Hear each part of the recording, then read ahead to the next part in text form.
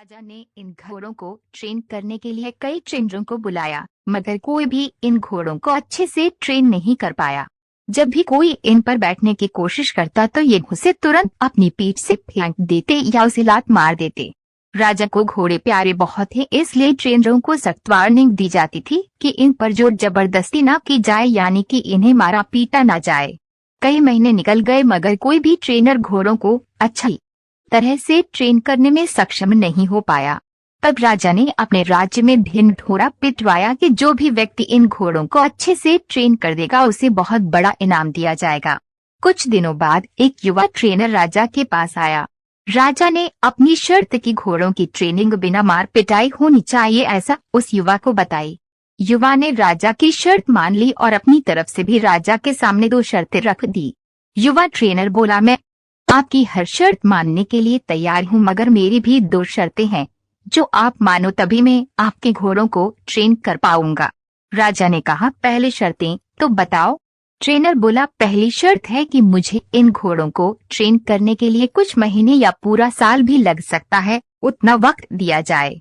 और दूसरी शर्त ये है कि इन घोड़ों के खाने पीने रहने का बंदोबस्त पूरा मुझ पर छोड़ दिया जाए। राजा के पास कोई और विकल्प था नहीं। कोई भी ट्रेनर आज तक घोड़ों को ट्रेन करने में सफल नहीं हो पाया था और अब तो नए ट्रेनर्स भी आने बंद हो गए थे। राजा ने युवा ट्रेनर की सारी शर्तें मान ली और घोड़े उसे सौंप दिए।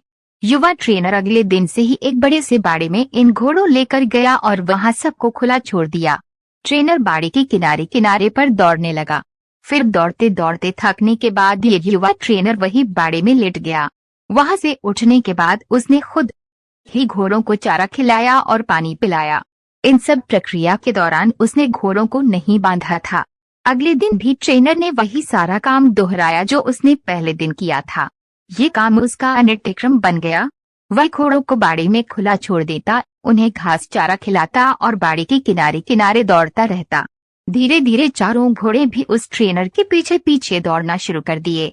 घोड़ों को लगने लगा कि ट्रेनर उनका दोस्त है और उनसे प्यार करता है। सारे घोड़े ट्रेनर के साथ बहुत ही सहज महसूस करने लगे। कुछ महीने बीतने के बाद एक दिन राजा अपने घोड़ों की खबर लेने के लिए और ये देखने के लिए कि ट्रेनिंग कैसी चल रही है बाड़े में आया। राजा ये देखकर खुश हो गया कि सारे घोड़े ट्रेनर के पीछे पीछे दौड़ रहे थे। राजा को अब यकीन हो गया कि ये ट्रेनर ही उसके घोड़ों को ट्रेन कर सकता है।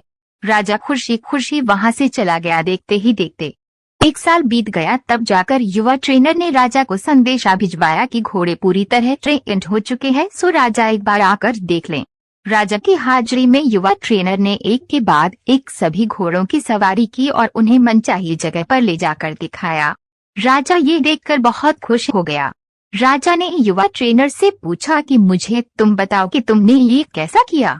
युवा ट्रेनर ने राजा को सारी बात समझाते हुए कहा, मैंने सबसे पहले इन घोड़ों को अपनापन महसूस कराया। इनके साथ रहकर मैंने इनको आजाद करके ये जताया कि मैं इनका दोस्त हूँ और मैं इनसे प्यार करता हूँ। फिर मैंने इनको खाना और पानी देकर उनके और करीब जाने की कोशिश की और इनके साथ खेलकर इन्हें सिखाने की कोशिश की। इस तरह धीरे धीरे ये मुझे अपने करीब आने देने लगे, अपनी पीठ पर बैठने देते और फिर एक दिन ऐसा भी आया जब मुझे ये पीठ पर बिठाकर दौड़ने लगे। राजा ने युवा ट्रेनर की समझदारी की प्रशंसा की, उसे वादे के अनुसार लाखों सोना मुहावरे दी और साथ में हमेशा के लिए इन चारों घोड़ों की देखभाल करने की नौकरी भी दी। दोस्तों, कहानी तो बहुत ही मजेदार और रोचक है ही, मगर इसका जो सारांश है बहुत ही गहरा है। अगर मनुष्य के जीवन के साथ इन 4 घोड़ों की तुलना की जाए तो ये 4 घोड़े होंगे चिंता, गुस्सा, घमंड और लालच। और मनुष्य की बुद्धि को हम युवा ट्रेनर की तरह देख सकते हैं। जिस तरह से युवा ट्रेन में समय लेकर और समझदारी से धीरे धीरे चारों बदमाश घोड़ों पर काबू पाया, उसी तरह कोई भी मनुष्य अपने जीवन के सबसे बदमाश घोड़े यानी कि चिंता, क्रोध, घमंड और लालच पर काबू पा सकता है।